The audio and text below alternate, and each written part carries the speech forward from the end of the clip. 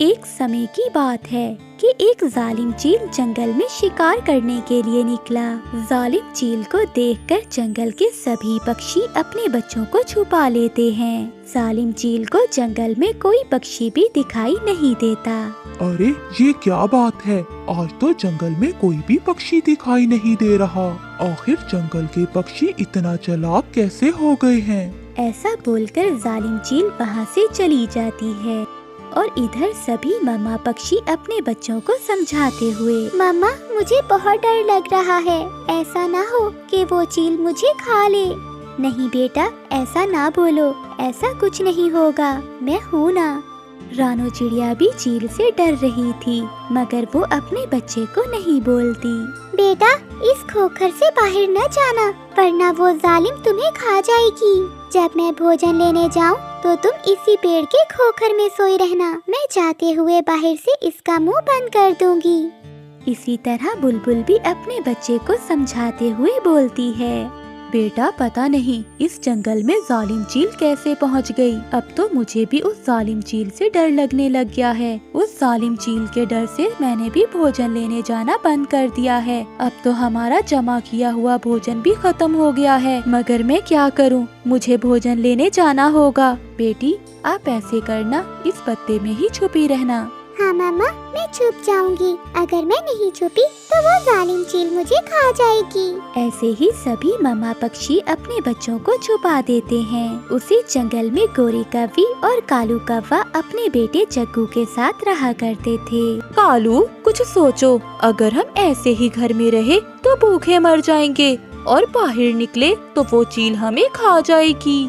आ गया गोरी, मेरे दिमाग में एक आइडिया आ गया। गोरी, कई दिनों से जालिम चील भूखी होगी, क्योंकि जंगल के सभी पक्षियों ने अपने बच्चों को छुपा रखा है। कालू जी, ये आप क्या कह रहे हो? साफ साफ क्यों नहीं बताते? मुझे तो पता है गोरी कि सभी पक्षियों के बच्चे कहाँ कहाँ छुपे हैं। मैं सभी बच्चों को एक एक करके चील के पास ले जाऊंगा। ऐसा करने पर वो जालिम चील मुझे छोड़ देगी। ऐसा कहते हुए दुष्ट कौवा घर से बाहर निकलता है और कबूतर के बच्चे को मारकर अपने साथ चील के पास ले जाता है। अरे वाह वाह, 2 शिकार एक साथ। आज तो 2 शिकारों को भूनकर खाने का बहुत मजा आएगा। नहीं चील, मुझे पता है कि आप कुछ दिनों से भूखे हो, इसलिए मैं इसे आपके पास लेकर आया हूँ और इसी तरह से जंगल के सभी पक्षियों के बच्चों को एक एक करके मैं आपके पास लेकर आया करूँगा। इसके बदले आप मुझे और मेरे बच्चे को छोड़ दें। ठीक है कौवे, पर हर दिन एक एक बच्चे को लाना होगा। फिर चील उस बच्चे को मार देती है और उसे तेल में फ्राई करती है, जिसे देखकर कौवे के मुंह में भी पानी आ जाता है। चील भैया, थोड़ा सा मुझे भी देना, ऐसे लग रहा है कि ये खाने में बहुत स्वादिष्ट होगा। ठीक है कौवे, मैं तुम्हें 1 लेग पीस खाने को दूंगा। फिर चील और कौवा कबूतर के बच्चे को खा जाते हैं। खा गए, वो जालिम चील मेरे बच्चे को खा गई। मैंने तो अपने बच्चे को छुपा कर रखा था, पर उस चील को कैसे पता चला? फिर अगले दिन रानो चिड़िया अपनी बेटी गुड़िया से कहती है, गुड़िया बेटी, मैं दाना लेने जा रही हूँ, आप इस खोखर से बाहर ना आना। वो चील नहीं जानती कि हम इस खोखर में रहते हैं। ठीक है मामा, आप जल्दी से आ जाना, भोजन मिलते ही आप जल्दी से लौट आना। ऐसा बोलकर रानो चिड़िया उस खोखले पेड़ को बंद कर देती है और भोजन की खोज में चली जाती है। रानो चिड़िया को ऐसा करते हुए कालू कौवा देख लेता है और वो रानो चिड़िया के जाने के बाद उस पेड़ के पास आता है और वो उस पेड़ से गुड़िया को निकाल लेता है और गुड़िया को पकड़कर जालिम चील के पास ले जाता है। अरे वाह वाह कालू, तुम्हारे होते हुए मुझे कोई परेशानी नहीं है। और फिर वो दोनों रानो चिड़िया के बच्चे को मारकर तलते हैं और फिर खा लेते हैं। और फिर उधर सभी पक्षी एक जगह इकट्ठा होकर बोलते हैं, खा गए, मेरे बच्चे को भी खा गए। इसका तो उस जालिम चील को नहीं पता था। जंगल में जरूर कोई पक्षी है जो उस जालिम चील से मिला हुआ है, वही मेरे बच्चे को लेकर चील को देकर आया होगा। रानो बहन, जब हम भोजन लेने जाएंगे तो हम पक्षियों में से कोई एक पक्षी यहाँ पर रहेगा जो बच्चों का ख्याल रखेगा और उसका भी पता चल जाएगा जो उस दुष्ट चील से मिला हुआ है। हाँ, आप ठीक कह रही हो, ऐसा ही करना होगा। बुलबुल बहन, आज आप निगरानी करें, हम सब भोजन लेने जा रहे हैं। ऐसा बोलकर सभी पक्षी भोजन लेने चले जाते हैं। फिर बुलबुल बच्चों की निगरानी करती है। तभी कालू कौवा भी वहाँ आ जाता है। कालू कौवा देख लेता है कि आज बुलबुल बच्चों की निगरानी कर रही है। फिर कालू कौवा चील के पास जाता है। चील भाई, लगता है सभी पक्षी बहुत चालाक हो गए हैं। आज वो बुलबुल को निगरानी पर रख कर गए हैं। ऐसा सुनते ही वो चील कालू कौवे पर हमला कर देता है। चील भाई, मैं तो आपका दोस्त हूँ, मुझे छोड़ दो मुझे। अब तो सभी पक्षी चालाक हो गए हैं, फिर तुम मुझे पक्षी कहाँ से ला कर दोगे? तो तुम्हें छोड़कर मेरा क्या फायदा होगा? ऐसा बोलकर चील दुष्ट कौवे को खा जाता है। इस कहानी से हमें ये सबक मिलता है कि जो दूसरों का बुरा चाहता है, आखिर एक दिन उसका अपना ही बुरा होता है। प्यारे दोस्तों, इस कहानी को लाइक, चैनल को सब्सक्राइब और अपने दोस्तों के साथ शेयर करना मत भूलिएगा। आपका धन्यवाद।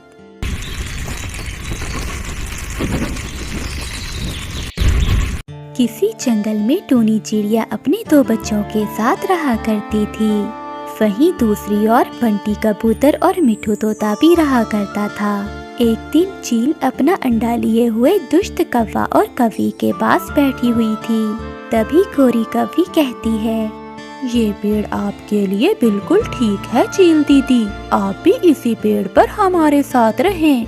फिर दुष्ट कौवा भी बोल पड़ता है, मैं बताता हूँ, सुबह सुबह इस पेड़ पर बहुत अच्छी धूप भी आती है और दोपहर ये बड़ी शाख छाँव भी देती है। वो दोनों पति पत्नी ये सब बातें चील को बता रहे थे, क्योंकि वो चील उस जंगल में नई आई थी। गोरी कौवी और कालू कौवे की यही ख्वाहिश थी कि वो चील उनके पास घोंसला बनाए। तभी चील भी बोल पड़ती है, मेरे पास मेरा अंडा भी है, मुझे ये पेड़ पसंद नहीं, मैं किसी और पेड़ पर चली जाऊंगी। ऐसा कहते हुए वो चील वहाँ से चली जाती है। फिर गोरी कौवी कहती है, कालू, वो देखो, वो चील तो रानो चिड़िया की तरफ जा रही है। अगर ऐसा हुआ तो रानो चिड़िया की दोस्ती चील से हो जाएगी। हाँ गोरी, अगर रानो चिड़िया की दोस्ती चील से हो गई तो वो छोटी होकर भी हमें आंखें दिखाएगी। गोरी, कुछ करो। चील अपना अंडा लिए रानो चिड़िया की तरफ जा रही थी। उधर रानो चिड़िया ने भी अपने घोंसले में एक अंडा दिया हुआ था। चिड़िया, मैं किसी घोंसले की तलाश में हूँ, क्या मैं तुम्हारे साथ रह सकती हूँ? ये घोंसला मेरा ही है, अगर आप चाहें तो इस घोंसले में मेरे साथ रह सकती हैं। मुझे ये पेड़ बहुत पसंद आया। फिर वो चील अपना अंडा घोंसले में रख लेती है और वो कहती है, चिड़िया, हम दोनों बहनों की तरह रहेंगे, तुम्हारा भी एक अंडा है और मेरा भी। कभी तुम भोजन ले आया करना और कभी मैं भोजन ले आया करूँगी। मुझे आपकी मदद करके बहुत अच्छा लगेगा। फिर रानो चिड़िया और चील एक साथ रहने लगती हैं। रानो चिड़िया चील को नदी के किनारे एक खेत में ले जाती है। चील दी, हम यहाँ से चावल लेंगे और यहाँ फलदार पेड़ भी है। इतनी देर में वहाँ गोरी कौवी भी आ जाती है। रुको रुको चिड़िया, तुम अच्छी तरह से जानती हो ये चावल के पौधे मेरे हैं। गोरी बहन, ये जंगल के पेड़ और नदियाँ सब पक्षी की हैं। चील ये सब बातें खामोशी से सुन रही होती है।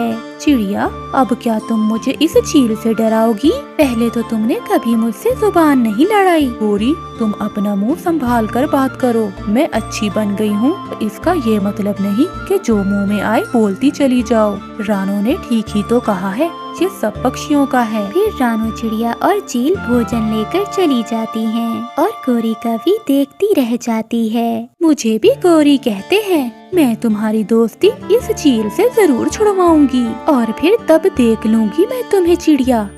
बड़ी आई चील के साथ। कुछ दिन गुजर जाते हैं। एक दिन चील और रानो चिड़िया नदी पर पानी पीने गई हुई थी और गोरी कौवी उन्हें छुपकर देख रही थी। वो जल्दी से उड़कर रानो चिड़िया के घोंसले की तरफ जाती है और जल्दी से रानो चिड़िया का अंडा उठाकर चील के घोंसले में रख देती है और चील का अंडा उठाकर रानो चिड़िया के घोंसले में रख देती है। शुरुआत तो हो गई, अब देखना मैं तुम दोनों को कैसे एक दूसरे का दुश्मन बनाती हूँ। फिर गौरी कभी वहाँ से चली जाती है। जब वो दोनों वापस आती हैं तो उन्हें मालूम ही नहीं होता कि गौरी कवि ने उनके अंडे बदल दिए हैं। फिर रानो चिड़िया चील से कहती है, चील दीदी आपके अंडे से बच्चा कब निकलेगा? अभी 5 दिन बाकी हैं। और चिड़िया बहन आपके अंडे से कब निकलेगा बच्चा? मेरे अंडे से बच्चा निकलने में अभी 3 दिन बाकी हैं। वो दोनों घोंसले में बैठी ऐसे बातें कर रही थी। दूसरे दिन चील अपने अंडे पर बैठी हुई थी। तभी उसे अंडा ज्यादा गर्म महसूस होता है, इसलिए वो चील डर जाती है और कहती है, रानो बहन इधर आओ मेरे पास। फिर रानो चिड़िया चील के पास चली जाती है। चिड़िया बहन, यहाँ तो बहुत धूप आ रही है और मेरा अंडा बहुत गर्म हो गया है। इससे तो मेरा अंडा खराब हो जाएगा। मुझे कहीं और जाना होगा। चील दीदी आप अपना अंडा मेरे घोंसले में रख लें। नहीं चिड़िया, मैं माँ हूँ, मुझे अपने अंडे को लेकर कहीं और जाना होगा। मगर चील दीदी आप कहाँ जाएंगी? मैं पुराने जंगल में बड़े पेड़ों के पास चली जाऊंगी।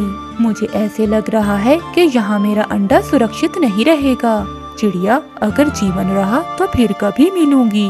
फिर चील अपना अंडा उठाकर वहाँ से दूसरे जंगल के लिए रवाना हो जाती है। रानो चिड़िया की चील से अच्छी दोस्ती हो गई थी। चील के जाने के बाद रानो चिड़िया उदास हो जाती है, लेकिन फिर वो अपना ध्यान अपने अंडे की तरफ करती है। गोरी और कालू एक पेड़ पर बैठे चील को अंडा ले जाते हुए देख रहे थे। गोरी, ये चील अंडा लेकर कहाँ जा रही है?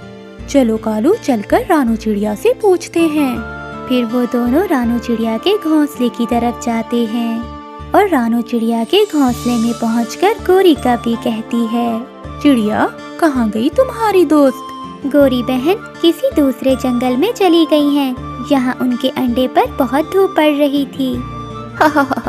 चली गई, वो चली गई। अब तुम जाकर दिखाओ ना नदी के किनारे चावल लेने। उस दिन तो बड़ी टैं कर रही थी। अगर अब तुम नदी पर आई, मैं तो तुम्हारी चोंच ही तोड़ दूंगी।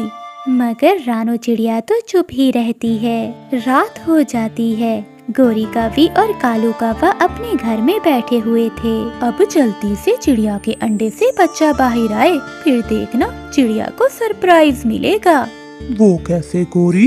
क्योंकि कुछ दिन पहले मैंने चिड़िया और चील के अंडे एक दूसरे से बदल दिए थे।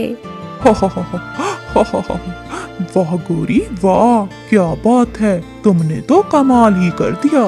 दूसरे दिन रानो चिड़िया अपने घोंसले में बैठी हुई थी। उसे अपनी ओर आता हुआ एक इंसान दिखाई देता है, जिसके हाथ में एक कुल्हाड़ी थी। वो इंसान रानो चिड़िया के पेड़ के पास आकर खड़ा हो जाता है और उस पेड़ को काटने लगता है। फिर रानो चिड़िया उस लकड़हारे से कहती है, रुको लकड़हारे रुको, इस पेड़ पर मेरा घोंसला है, कृपया आप इस पेड़ को ना काटें। मगर वो इंसान रानो चिड़िया की परवाह किए बगैर उस पेड़ को काटने लगता है। रानो चिड़िया भी बेबस थी, वो क्या कर सकती थी, इसलिए वो अपना घोंसला उठाकर वहाँ से चली जाती है। वो रो रही थी। वो ये नहीं जानती थी कि उसके घोंसले में जो अंडा है वो उसका अपना नहीं है, वो अंडा तो चील का है। फिर रानो चिड़िया रोती हुई दूर निकल जाती है। फिर गोरी कवि अपने पति कौवे से कहती है, कालू जी मुझसे डरा करो, मुझसे दुश्मनी मोड़ लेना अच्छा नहीं है। देखा ना उस चिड़िया को, कैसे मैंने उसे चील से अलग कर दिया है और दोनों भागने में मजबूर हो गए। फिर रानो चिड़िया एक जंगल में जाकर पेड़ पर अपना घोंसला बना लेती है। दूसरी ओर कालू कौवा हंसते हुए कहता है, वो अपने बच्चों को देखकर तुम्हें याद किया करेंगे गोरी। वो पति पत्नी बहुत खुश थे। दूसरी ओर चील ने भी अपना घोंसला बना लिया था और रानो चिड़िया भी आज बहुत खुश थी, क्योंकि उसके अंडे से बच्चा निकलने वाला था। फिर कुछ ही देर में रानो चिड़िया का अंडा जोर जोर से हिलने लगता है और अंडे से जब बच्चा निकलता है तो रानो चिड़िया देखकर हैरान हो जाती है और रोते हुए कहती है, अरे ये क्या, ये तो मेरा बच्चा नहीं है, ये तो मेरी सहेली चील का बच्चा है। ऐसे कब हो गया? हमारे अंडे को किसने अदला बदली किया होगा? मम्मा, मैंने तो सोचा था मेरे आने पर आप खुश होंगी और मिठाइयाँ बांटेंगी, लेकिन आप खुश होने की बजाय ऐसे रो क्यों रही हो मम्मा? रानू चिड़िया उस बच्चे को कैसे बता सकती थी कि वो उसकी माँ नहीं है। उसकी असल मम्मा तो चील है। दूसरी ओर चील के अंडे से भी बच्चा बाहर आ जाता है। उसे देखकर चील नाराज हो जाती है। तभी छोटा बच्चा कहता है, मम्मा, आप ऐसे मुंह लटकाए क्यों खड़ी हैं? क्या मैं बदसूरत हूँ? क्या मैं बहुत बुरा हूँ जो आप मुझे देखकर नाराज हो रही हैं? नहीं नहीं बेटे, तुम तो बहुत खूबसूरत हो। तुम बहुत अच्छे हो मेरे बेटे। ये कैसे हुआ? मेरा अंडा मेरी सहेली के अंडे से कैसे बदल गया? ये तो मुझे मालूम नहीं, लेकिन हो ना हो ये गोरी कव्वी का ही काम हो सकता है। मम्मा, मुझे कुछ खाने को दो, मुझे भूख लगी है। ठीक है मेरे बेटे, मैं तुम्हारे लिए अभी भोजन लेकर आती हूँ। फिर वो चील वहाँ से चली जाती है और वो अपने बेटे यानी अपनी सहेली के बेटे के लिए कुछ फल लेकर आती है। और इधर रानू चिड़िया भी अपने बेटे को मीठे फल खिला रही थी, लेकिन रानू चिड़िया अभी तक रोती जा रही थी। नहीं खाऊंगा मम्मा, ये फल मैं नहीं खाऊंगा। जब तक आप रोना बंद नहीं करेंगी मैं नहीं खाऊंगा। फिर जैसे तैसे रानू चिड़िया चुप कर जाती है और अपने बच्चे से कहती है, लो बेटा, मैं चुप हो गई, अब मैं कभी नहीं रोऊंगी। ये फल तुम खा लो। कुछ ही दिनों में जंगल के सभी पक्षियों को पता चल जाता है कि रानू चिड़िया के पास अपना बच्चा नहीं बल्कि एक चील का बच्चा है। फिर मिट्ठू तोता और कबूतर रानू चिड़िया के पास जाते हैं। फिर कबूतर रानू चिड़िया से कहता है, चिड़िया, मैंने तो तुम्हें एक ईमानदार पक्षी समझकर अपने जंगल में जगह दी थी, पर मुझे क्या पता था तुम तो एक चील का अंडा चुरा कर लाई हो। मुझे नहीं पता कि ये कैसे हुआ। मुझे लगता है किसी ने मेरा अंडा चील के अंडे से बदल दिया है। तो इसके लिए आपको इसकी पुरानी माँ को ढूंढना पड़ेगा। मैंने सुना है कि सारे चील पुराने जंगल में रहते हैं। मिट्ठू की ये बात सुनकर रानू चिड़िया को भी याद आता है। मैं ये अंडा लेकर पुराने जंगल में चली जाऊंगी। फिर रानू चिड़िया कहती है, मैं जाऊंगी, मैं जरूर जाऊंगी और अपनी सहेली चील को ढूंढ लाऊंगी। फिर रानू चिड़िया देर न करते हुए अपने बच्चे को लेकर वहाँ से उड़ती है। इधर चील की जाति का एक और चील चील के पास आता है। चील, ये बच्चा तुम खाने के लिए लाई हो, इसमें से आधा हिस्सा मुझे देना। ये सुनकर वो छोटा सा बच्चा हंसने लगता है। आंटी, कोई माँ भी अपने बच्चे को खाती है? ये तो मेरी मम्मा है। मम्मा, आप यहाँ से चली जाओ, मैं बहुत परेशान हूँ। जाओ आप यहाँ से। इधर चील को क्या मालूम था कि चिड़िया का बच्चा क्या खाता है और क्या पीता है। वो बहुत परेशान होने लगी और सारा दिन भोजन ढूंढने के बाद वो एक नरम सा फल लेकर आती है। चिड़िया का बच्चा चील से कहता है, मम्मा, मुझे ये बताएं कि आपने क्या खाया है? मुझे भूख नहीं है बेटे, तुम ये फल खा लो। नहीं मम्मा, मैं समझ सकता हूँ कि आपको भी भूख लगी हुई है। अगर आप ये फल नहीं खाओगे तो मैं भी नहीं खाऊंगा। फिर वो चील और चिड़िया का बेटा मिलकर फल खाने लगते हैं। इधर रानू चिड़िया भी अपने बेटे को फल ला कर देती है। फिर रानू चिड़िया अपनी सहेली को ढूंढने निकल जाती है। ऐसे ही चील अपने बेटे को लेकर और रानू चिड़िया अपने बेटे को लेकर एक दिन एक पेड़ के नीचे मिल जाते हैं। चिड़िया बहन, ये काम जरूर उस गोरी कव्वी का होगा। हमने उस दिन उसे नदी के पास डांटा था, उसने हमसे इसलिए बदला लिया है। ये लें, आप अपना बच्चा ले लें और मेरा बच्चा मुझे वापस कर दें। फिर वो दोनों एक दूसरे से बच्चे को अदला बदली कर लेते हैं।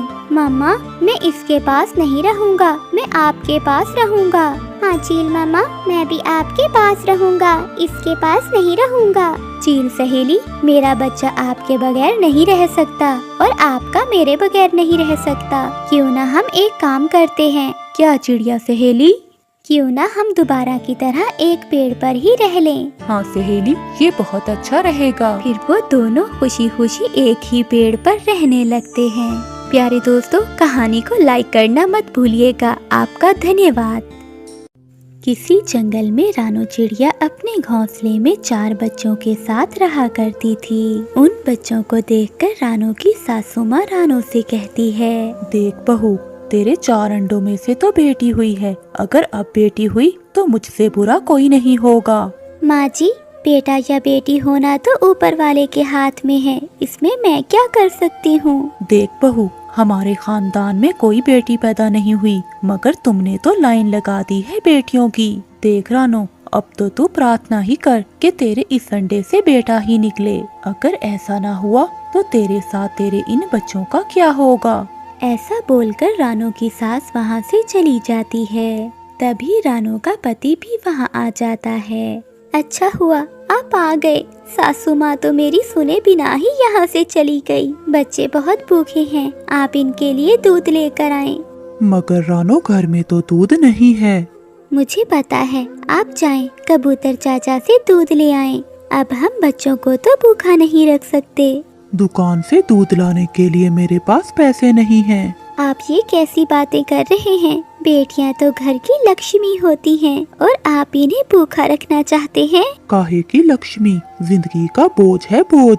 मरती है तो मर जाए, मुझे कोई फर्क नहीं पड़ता। ये कहते हुए रानो का पति भी वहाँ से चला जाता है।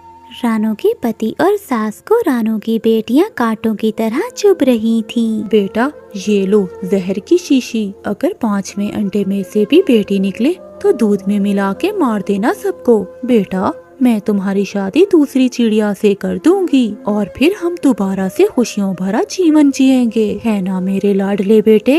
माँ, ये तो आपने बहुत अच्छा किया। वैसे भी मैं इस रानो से बहुत तंग आ चुका हूँ। उन दोनों की ये साजिश रानो चिड़िया सुन रही थी। फिर चुपचाप रानो वहाँ से चली जाती है और फिर रात हो जाती है। अच्छा हुआ मैं दूध लेने खुद चली गई, वरना वो दोनों अपने मकसद में कामयाब हो जाते। इधर रानो चिड़िया अपने घोंसले में रखे हुए अंडे पर नजर जमाए रखी थी। जैसे ही 5वें अंडे में से बेटी बोलती है तो रानो चिड़िया के होश ही उड़ जाते हैं। ऊपर वाले, ये क्या हुआ? जिस बात का डर था वही हुआ। मुझे अपनी बेटियों को लेकर यहाँ से जाना होगा। सुबह होते ही वो जालिम हमें जहर देकर मार देंगे। फिर रानो चिड़िया अपनी 5 बेटियों को अपनी पीठ पर बिठाकर वहाँ से हमेशा हमेशा के लिए चली जाती है और फिर शाम हो जाती है। रानो चिड़िया अपने बच्चों को लेकर सोई हुई थी। तभी कालू कौवा वहाँ आकर कहता है, उठो उठो, कौन हो? यहाँ आकर क्यों सोए हुए हो? कालू भैया, मैं क्या करूँ? मेरा कोई भी घर बार नहीं है। मैं और मेरे बच्चे बहुत भूखे प्यासे हैं। अच्छा, लग तो तुम ठीक रही हो और तुम्हारे साथ बच्चे भी हैं। अगर नहीं बताना तो ना बताओ। कालू भैया, वो मैं सब आपको बता दूंगी। मेरे बच्चे भूखे हैं, प्लीज मेरे बच्चों के लिए दूध ला दें। कोई बात नहीं चिड़िया बहन, मेरा घर पास में ही है, मैं अभी दूध लेकर आता हूँ। फिर कालू कौवा वहाँ से चला जाता है और दूध का डब्बा लेकर रानो चिड़िया के पास आता है। फिर रानो चिड़िया दूध का प्याला लेकर अपने बच्चों को पीने देती है। कालू भैया, आपका बहुत बहुत धन्यवाद। इधर रानो का पति अपनी माँ से कहता है, माँ देखो तो, यहाँ रानो नहीं है और ना ही कोई बच्चा। न जाने कहाँ गई होगी अपने बच्चों को लेकर। हो न हो बेटा, 5वें अंडे में से भी बेटी पैदा हुई होगी, इसलिए वो भाग गई होगी। लेकिन कोई बात नहीं बेटा, मैं तुम्हारी शादी अमीर घर में करवाऊंगी और वो दहेज में सोना भर भर कर लाएगी। तुम खुशियाँ भरी जिंदगी गुजारोगे मेरे बेटे। इधर कालू कौवे को रानो चिड़िया और उसकी 5 बेटियों पर बहुत दया आ रही थी। रानो बहन, अब तुम कहाँ जाओगी? जंगल के सारे पक्षी अच्छे नहीं होते। हाँ कालू भैया, वो तो मैं देख ही रही हूँ। आपने मेरे बच्चों पर दया की और एक मेरे ससुराल वाले, वो तो हमें मारना चाहते थे। कालू भैया, आप बहुत अच्छे हो। रानो बहन, कोई बात नहीं, आप चलो, आप मेरे साथ मेरे घर चलो। फिर कालू कौवा रानो चिड़िया और उसके बच्चों को अपने साथ लेकर घर चला जाता है। रानो चिड़िया और उसके बच्चों को देखकर गौरी कवि अपने पति से कहती है, कालू, ये तुम कौन सी मुसीबत घर ले आए हो और तुम्हारी हिम्मत कैसे हुई, वो भी मुझसे पूछे बिना। गौरी, ये हमारे दूर के नाना के पोता के मामा के चाचा के पोता पोती हैं। ये कुछ ही देर में चले जाएंगे। और फिर कालू कौवा वहाँ से अपनी पत्नी को साथ लेकर नदी पर जाता है। तभी गौरी कवि अपने पति से कहती है, कालू, तुमने तो कहा था रानो चिड़िया 2 महीने तक चली जाएगी, मगर वो तो जाने का नाम ही नहीं ले रही। मुझे अभी बताओ कि वो कब जाएगी। देखो गौरी, उसका पति अभी अभी मरा है, उसे कैसे भेज दें? तुम ही बताओ गौरी जी। नहीं नहीं कालू, उस चिड़िया को एक पल के लिए भी मैं अपने घर में नहीं रख सकती। कालू जी, आपको क्या पता, एक तो महंगाई और ऊपर से 5-5 बच्चों के खर्च। मैं उसे अपने घर में एक पल के लिए भी नहीं रखूंगी। फिर गौरी कवि गुस्से में घर आती है और रानो चिड़िया से कहती है, रानो, तुझे शर्म नहीं आई? दूसरों के घर आकर पैर जमा कर बैठ गई हो और देखो तो जाने का नाम ही नहीं ले रही। तुम्हें मालूम है कि खर्च कितना है? गौरी चुप कर जाओ, चुप कर जाओ। तभी कालू कौवा गौरी को सारी सच्चाई बता देता है। फिर गौरी कवि कहती है, मुझे माफ कर दो, मुझे माफ कर दो रानो। मुझे ये नहीं पता था कि तुम्हारे साथ ऐसा हुआ है। देखो रानो, मैं इतनी भी निर्दयी नहीं हूँ कि तुम्हें घर से निकाल दूँ, लेकिन मैं क्या करूँ, कालू ज्यादा कमाता भी तो नहीं है। ऐसे हमारे घर का खर्च कैसे चलेगा, जरा तुम ही बता दो मुझे। अगर ऐसी बात है तो मैं भी सिलाई का काम जानती हूँ। मैं हाथ बढ़ा दिया करूँगी आपका, और जो पैसे आएंगे हम उससे घर का खर्च चला सकेंगे। तो ठीक है रानो, तुम्हारे बच्चों की रखवाली मैं अपने बच्चों की तरह करूँगी। फिर कालू कौवा काम पर निकल जाता है और रानो चिड़िया भी सिलाई के काम पर चली जाती है। फिर कुछ ही दिनों बाद गौरी कवि, रानो चिड़िया और कालू कौवे के पास बहुत सारे पैसे इकट्ठे हो जाते हैं। वो मिलकर एक आलीशान मकान बना लेते हैं। और फिर एक दिन एक बूढ़ी चिड़िया उस घर में आती है।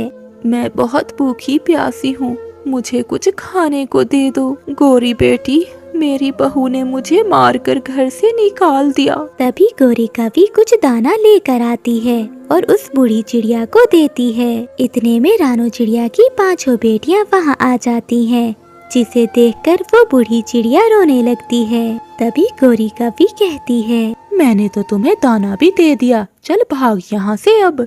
देखो गौरी बेटी, मैं इसलिए नहीं रो रही, मैं तो इसलिए रो रही हूँ कि मैं कितनी बदकिस्मत हूँ। कुछ दिन पहले मेरे पास भी 5-5 पोतियाँ थी, मगर मैंने उसे घर से निकाल दिया। तभी वहाँ रानो चिड़िया आ जाती है और कहती है, माँ जी, आप इस हाल में? रानो बेटी, तुम्हारे जाने के बाद मैंने अपने बेटे की दूसरी शादी कर दी। उन दोनों ने मुझे मार मार कर घर से बाहर निकाल दिया। रानो बेटी, मुझे माफ कर दो। नहीं माँ जी, आप ऐसा ना कहें, आप अब यहीं रहेंगी अपनी पोतियों के साथ। वो सब परिवार खुशी खुशी से रहने लगता है। प्यारे दोस्तों, इस कहानी को लाइक, चैनल को सब्सक्राइब और अपने दोस्तों के साथ शेयर करना मत भूलिएगा। आपका धन्यवाद।